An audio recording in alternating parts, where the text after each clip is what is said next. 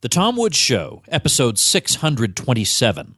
Prepare to set fire to the index card of allowable opinion. Your daily dose of liberty education starts here. The Tom Woods Show. Friends, if you don't have the time of your life aboard the Contra cruise in October 2016, then what can I say? I owe you a Coke. Bob Murphy and I are hosting a cruise that's going to be full of fun and games and music and fellowship and making new friends. A ton of fun. ContraCruise.com. Hi, everybody. Tom Woods here. We're talking drones today. We're talking about the use of drones in the war on terror in particular, and we're doing so with Andrew Coburn, who is the author most recently of Kill Chain, The Rise of the High-Tech Assassins. I'm linking to that on the show notes page, tomwoods.com/627. Andrew Coburn is the Washington editor for Harper's Magazine. He co-produced the 1997 thriller The Peacemaker, starring George Clooney and Nicole Kidman for DreamWorks. His other books include The Threat, Inside the Soviet Military Machine. And by the way, this was a book that argued that the threat had been inflated by propaganda. Rumsfeld, His Rise, Fall, and Catastrophic Legacy, and other titles. And I'm very glad to welcome him to the show. Andrew, thanks for being here. Hey, glad to be with you. We've talked about the subject of drones on the program several times.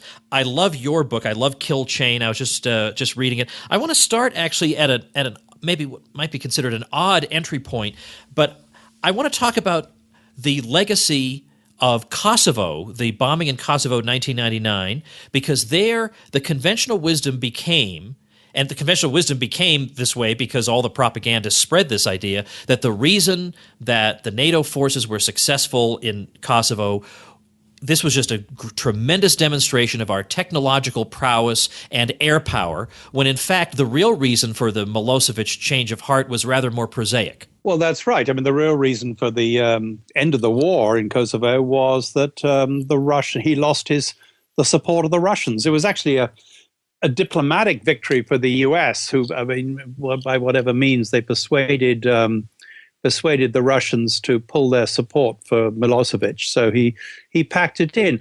By the way, on terms that were like slightly more advantageous to him than what he'd agreed to at the conference in France before the war. So that's worth bearing in mind too. This sort of thing seems to happen quite a bit, or a war winds up happening, and they wind up agreeing to what they could have had even without the fighting. All right, so how is that episode related to the story that you're telling in your book? Well, partly for reasons that you just mentioned, which was that it was considered a great triumph of precision air power, that we bombed precisely for 78 days, although we'd originally said we'd be victorious after 3 days. And although we killed quite a few civilians, I think roughly 1,000 people, we didn't lay waste whole cities. And, it had the effect of causing, allegedly, though this is not true, of allegedly bringing about the enemy's surrender. And along with that, actually, it was the first significant use of drones in a war by us in a war, because they weren't armed at that time, but it was the Predator drone had it wasn't quite its baptism of fire, but we'd used it before earlier in the Balkans, but it was certainly extensively used, and many of the problems that have since surfaced certainly were evident then, which was basically giving the commanding generals a completely false idea of what was going on, that they thought they were in touch with the battlefield and real conditions, and in fact they weren't. Wesley Clark, the Supreme Allied Commander, would spend hours at a time gazing at the drone feed on the monitor on his desk, completely entranced, and would call up other senior generals asking why they hadn't, taken out a particular tank that he was watching on his screen. And this is a guy meant to be running a whole war. So, it really was a very important moment. And as a result of the Kosovo War, that's when there was a big push for drones after that. And that's when the whole drone business really got up and running. I do want to discuss some specifics, but let me run by you the probably what are now for you very standard objections, but I feel like for the sake of completeness, we've got to mention them. We've got this wily enemy. It's a non-state enemy. It's hard to track down. There's no real way that we can expect a formal surrender. So we're in uncharted territory in some ways, and there really is no way to go after an enemy like this that isn't going to be ugly. So in other words, the objection that you might hear would be, what would be your proposed alternative that can't also in its own way turn ugly? Well, first of all, I have to say that the preferred alternative would be, rather than do this, do nothing, because this method of this approach clearly makes things worse. I mean, you'd have to go, it'd take too long to explain. People would have to look at the book to see all the examples I give of this. But very simply, it's been shown again and again and again that if you have a strategy of picking off, the high value targets, the people you consider to be key enemy leaders or key enemy personnel on the other side, which has been our strategy essentially for the last 15 years, you invariably end up with someone worse. I mean, the situation gets worse for you. In fact, if you in the book, I talk about a particular intelligence study, which I'm actually the first person to have surfaced, that was done in Iraq, where they actually looked at cases of this, when they kill someone or remove an enemy leader from the battlefield, what happens then? And they found that in every case, attacks on Americans went up, more Americans died. This applies in other areas too, which I go into in the book about in the drug war. It's that, pursuing this strategy actually increases supply of drugs into the United States, which I assume is not the intended effect. Yeah, let me jump in on that if you don't mind, because that surprised me that there was an attempt to target drug kingpins in the 90s, Latin American, and as you say, the result was the opposite of what you would think, and yet on some level, it seems like that should have worked. If you believed in the drug war and you thought that was a good idea, on some level, you can see the plausibility of it, and yet there's a counterintuitive result. Well, it's always sort of seems like this idea always seems plausible. Maybe because we're all brought up on Westerns, or used to be anyway, pick off the head of the enemy, gang, and the gang will fall apart. Pick off the head of Al-Qaeda will fall apart. Pick off the head of the Medellin cartel, and a big victory in the war on drugs. So let's talk about drugs. What happened? This is the DEA in the early 90s, developing bureaucratic ambitions. And they announced they had the, big new strategy, the kingpin strategy, which was very advantageous to them because it meant they could sort of team up, become better pals with the NSA and the CIA and get out from under the FBI, which they'd been their sort of senior agency for far too long in their view. So, and they said the kingpin strategy, we're going to, get the heads of the big cartels. And they used, very modern, they went in for wiretapping on a sort of huge scale, electronic intelligence, much more than they'd ever done before. And it worked on one level. Very good. Leading the Medellin cartel, they killed Pablo Escobar. And they captured the leaders of the Cali cartel, which was the biggest sort of criminal organization in the world at the time. Very satisfactory, big headlines, very big, very beneficial for the DEA budget. But what happened then? The supply of drugs, actually of cocaine and indeed heroin, shot upwards in this country, which you can measure very precisely. There are published figures on this, on the price, which came down. Drugs are scarce, price goes up. Drugs are plentiful, price goes down. So drugs were plentiful. Why was this? Because it turns out, or it should have been obvious, that when you just, what a cartel does is control supply and the price, and, it likes to keep the price high. If you dismantle the cartel, so there are many people now competing for the business, which is what happened in the drug business, in the 90s and since. They compete on price. They try and undercut their rivals. So more drugs available. And by the way, we've seen this more recently with the recapture of the infamous Mr. Guzman, El Chapo in Mexico. The heroin supplies are ticking up in this country, which is already, we've got an epidemic because really thanks to in part to the kingpin strategy. All right, let's go back now to the drone issue. I mean, of course, we associate drones with the war on terror more than anything else. Mm-hmm. So what would be, if you had to tell a Reader's Digest story of the history of drones as part of the terror war, what are some of the signposts? What are the landmark events that we would want to be aware of? Perhaps the very first use of a drone might be one, but are there, in other words, can they say they've had a lot of successes here? Oh, they can and do say they've had a lot of successes.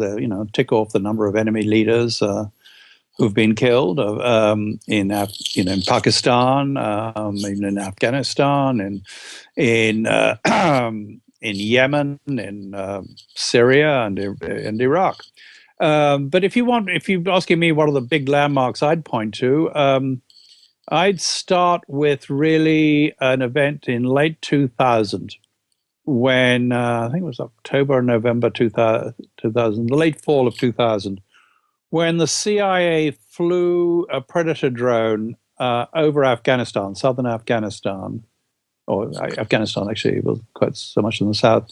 And they were looking, and one of the places wasn't armed at that time, it was just sort of taking pictures. And they flew it over an area, a place called Tarnak Farms, which is where Osama bin Laden liked to hang out, or was thought to like to hang out.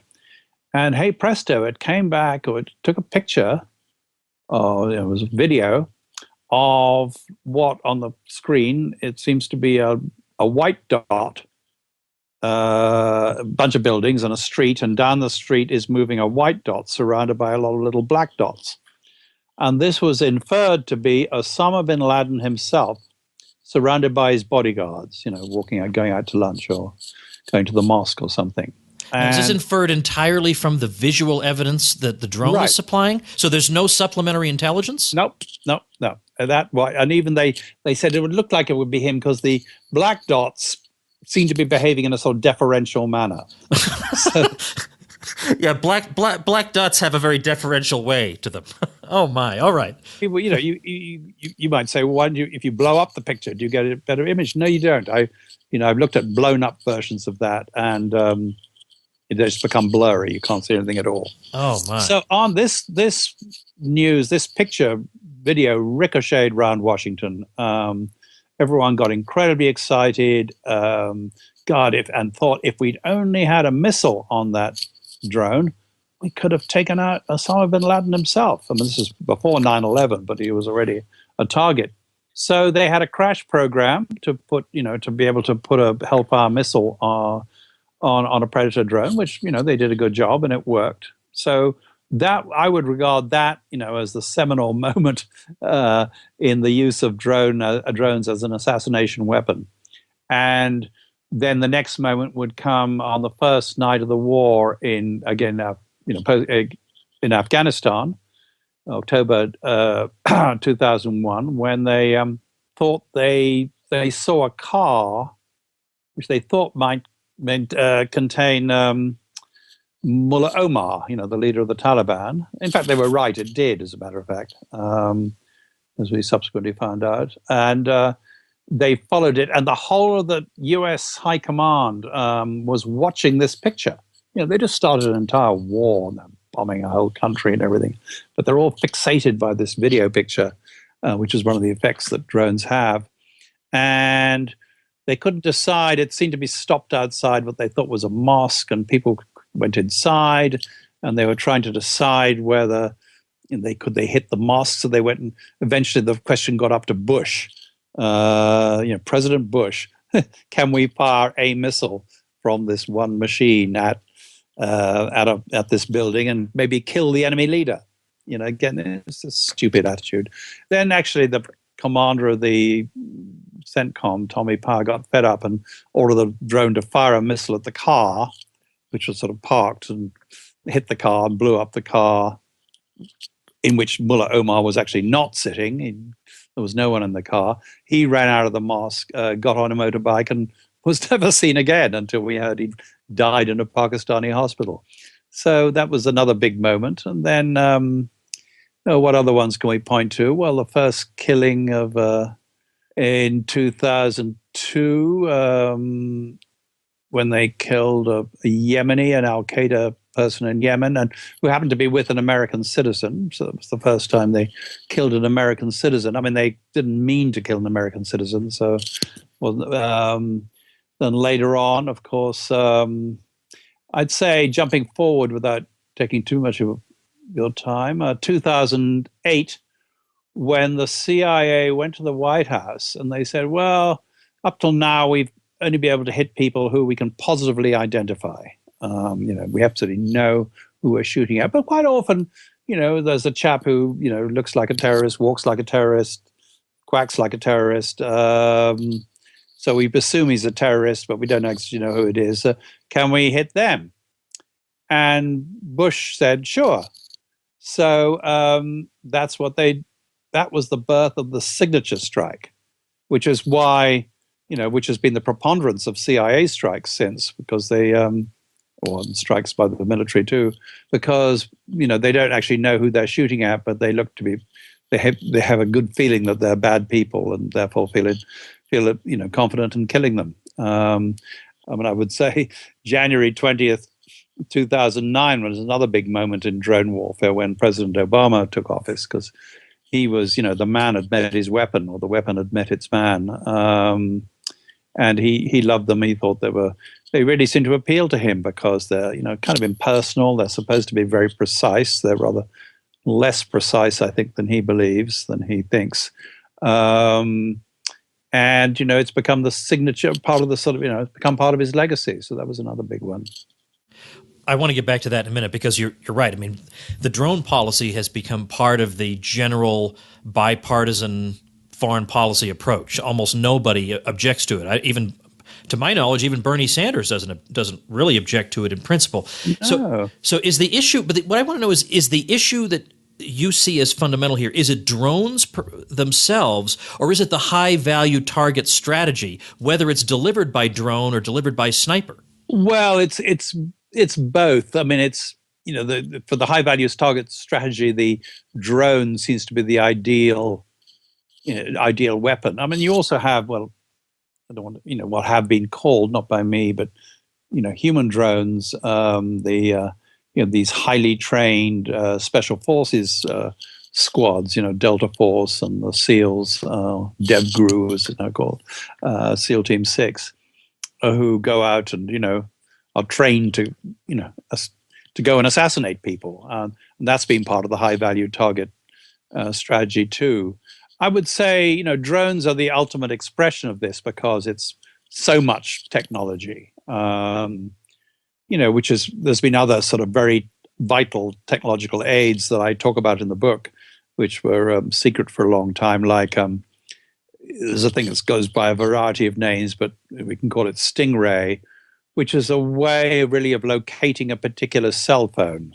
And of indeed identifying, and following it, and indeed picking up its calls, which has now become rather favored by law enforcement in this country. But it's, I tell a story in the book of a time when because of this technology, they were using this technology, they were following what they deemed to be a senior Taliban leader, and they were completely confident they had the right guy, and he was moving around in northern Afghanistan. And eventually they found a suitable spot to kill him, which they did actually ultimately with a shot from a helicopter, but there was drones sort of, overseeing the whole thing and really clearly directing, being used to direct the operation. And then it turned out that actually they'd killed completely the wrong fellow. It was a perfectly innocent guy who was actually busily campaigning for his nephew in a parliamentary election and had been in all the papers and everyone knew him. And when people said, my God, you killed the wrong guy, perfectly innocent, the military absolutely refused to accept this. They said, no, he was the right person. We have complete faith in our technology and our intelligence. And maybe it was the bad guy traveling under a false name, which was absurd. So it's this fixation, this faith in the technology that really blinds people to reality. All right, I want to ask you about the whole high value target strategy and what you would recommend in its place. If that doesn't work, then what would work? Before we do that, let's pause to thank our sponsor. Folks, I want to tell you how I sleep like a baby every night, and the answer is I'm at inbox zero at the end of every day. I used to have thousands of unanswered, in fact, unopened emails at the end of every day, and it was overwhelming. And then SaneBox comes along and helps me sort through it with its Sane Later folder, where it learns to put emails that I don't need to see immediately. Or if I would rather deal with an email maybe in a couple of days, I just tell it that. Send this back to me in a couple of days, and it gets sent back to me. It's not hanging over my head, sitting there. Or if there's an organization or a person I never want to hear from again, I just stuff that email in Sane Black Hole, and my wish is SaneBox's command. I never hear from them again. So many wonderful features that when my trial subscription ran out, because, of course, SaneBox has sponsored the show, so I got to try out the product. When I ran out of my trial subscription, I immediately went over and bought a yearly subscription because I can't live without this thing. I wouldn't want to live without this thing. So I urge you to check it out through SaneBox. That's SaneBox, sanebox.com/woods for a free trial. And if you do decide to stay on, you automatically get a $25 credit as a Tom Woods Show listener. Check it out at sanebox.com/woods. Now, suppose maybe you have a different view from, a lot of people, especially when you're listening to U.S. presidential debates, we get a lot of talk about we got to wipe out this group and annihilate that one and so on and on. And part of the strategy seems to be this high-value target strategy. We knock out these kingpins and then the whole thing will collapse. That doesn't seem to work. But then what approach? Suppose you were Ted Cruz. Now he's talking about ISIS, but suppose you wanted to get rid of Al Qaeda. Let's say, would you just say that the whole thing's a fool's errand to begin with, or would you recommend a different type of strategy than the one they're using now? Well, let's take ISIS for example. Our policy towards ISIS has been pretty odd. On the one hand, we've been of course, we've had a drone campaign, and every so often, or an assassination campaign. Every so often, we announce that we've got some key ISIS leader, the minister of finance or the head of, the director of military operations or whatever, which doesn't seem to make much difference. On the other hand, we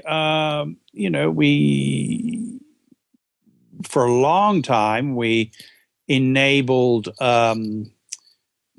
Because for whatever reason, we seem to hate Mr. Assad so much. We, didn't confront ISIS when it was attacking the Syrian government. If you remember last year, ISIS took Palmyra, this extraordinary historic city in Syria, and everyone lamented the fact that they're now, destroying all the antiquities. But we'd done nothing to stop them. We did no bombing. We did no. We certainly, of course, perish the thought, didn't give any help to the Syrian army in defending Palmyra. For ages, we've sort of, we protested when this isn't quite ISIS, when the Russians started bombing Al-Qaeda groups not ISIS, but Al-Qaeda groups in Syria, including groups that we had armed and supplied and paid for. We protested loudly. It's almost like the high value targeting, is kind of a vent and it makes us feel good, but it doesn't really deal with the real problem. And of course, if going back to the root cause, which we can't do much about nowadays, unfortunately, it's probably a mistake to meddle in the affairs of these countries in the first place. Saddam Hussein was a terrible person. No, absolutely no doubt about that. A terrible, cruel dictator. But obviously, deciding to get rid of him and invading Iraq was a even, it was an equally terrible idea, which has led to all the subsequent disasters. Meddling and stoking and fomenting, helping to sort of keep the Syrian civil war going, it was also a terrible idea, which is what we did, because it really enabled the growth of ISIS, and the disaster for Syria and Iraq. So I would say leave other places alone is a good place to start. That would be a good place to start. And if only somebody who's running for president now really, really believed that to the point that they would talk about it or be consistent about it.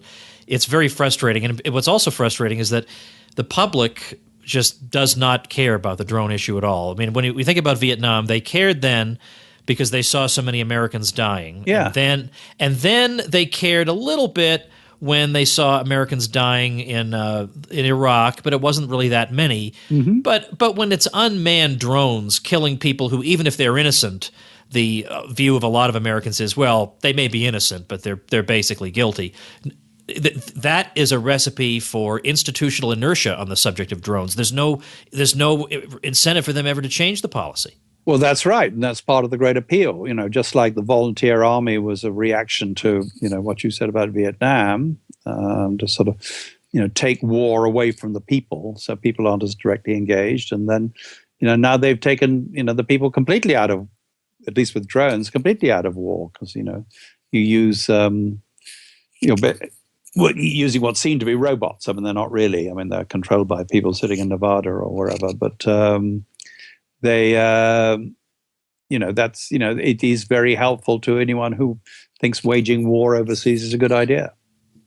Before I let you go, anytime somebody writes a book, it's very rare that you know absolutely everything and you just sit down and start writing. You do learn as you're going. Was there anything that surprised you? Is the situation maybe worse than you imagined, or was it about what you expected? It was. I mean, the more I learned about it, the worse it seemed. It surprised me just how sort of wonky. I'm not using that in the English sense. How the technology, the faults or the failures of the technology kind of surprised me. That my favorite, most amazing discovery was that until recently, at least, and it hasn't changed, got that much better. The night vision of a drone, which is half the time, and half the time they're being used, was 20/200, which, by the way, is the legal definition of blindness adopted by most DMVs in this country. So we're going around sort of spotting people, deciding who to kill, using something that is legally blind. And there are many other examples like that, like a $200 million drone we have, Global Hawk, spends most of its, at least half its time on the ground because it can't fly when the weather's bad, and stuff like that. It's really struck me what a sort of racket the whole thing is, that we're being sold this bill of goods, this marvelous technology which gives us absolute precision, and I mean, my image, the Global Hawk, this $200 million monster, bits fall off because the glue doesn't work so good. I remember being a college kid when the first of the Persian Gulf War took place, and we heard all about the precision of the Patriot missile. And only later did we hear that this was exaggerated, let's say. No mistake. I'd say exaggerated is putting mildly. Yeah. But actually, I quote in the book a study that was done, which almost no one saw, about how well the precision weapons had actually worked in that first Gulf War, that produced those TV pictures that got us so excited. And, it turned out that when they said it had taken one shot, one kill, to knock out some target, it had actually been more like 6 or 7 or 8, that all the claims they'd made for the performance were completely inflated, and nothing much has changed since. Well, I want to urge people to check out Kill Chain, The Rise of the High-Tech Assassins. I'm going to link to it at tomwoods.com/626, this being episode 626. We'll link also to your Twitter account, get you some more followers. And let me ask, if there's a website you'd like me to link to, I'd be glad to do that as well. You can find most of my recent articles on Harper's, HARPERS.org. You just type in my name in the search box, you'll get pretty much everything I've written in the last 2 or 3 years, apart from this book. Excellent. Okay, we'll make sure and do that. Thanks so much for your time, Andrew Coburn. It's been a pleasure. Hey, Tom, it's been fun. Thank you. Thank you, Tom. Bye-bye. All right, everybody, I've got a gift for you before we part ways for the week, and that is a free course on the U.S. presidents. You remember some episodes ago we had Brian McClanahan on to talk about his book on 9 presidents who screwed up America. Well, he has a full-blown course on the presidents from, a point of view that's not exactly what you got in the 8th grade, and you can get it for nothing. Well, obviously, if you're already a member of LibertyClassroom.com, you've already got this course, but if you're not, you can get this course for free. How do you get it? Text the word president to the number 44222, and you'll get that baby delivered to you. So text the word president to 44222. You got yourself a free 22-lesson course on the presidents, plus so you get access to 22 videos. You get 22 MP3 files if you'd rather listen to the course on the go, and you also get a complete bibliography of books we consider to be reliable on the presidents. So that whole package of goodies is yours when you text the word president to the number 44222. Thanks for listening. See you next week. Become a smarter libertarian in just 30 minutes a day. Visit TomWoods.com to subscribe to the show for free, and we'll see you next time.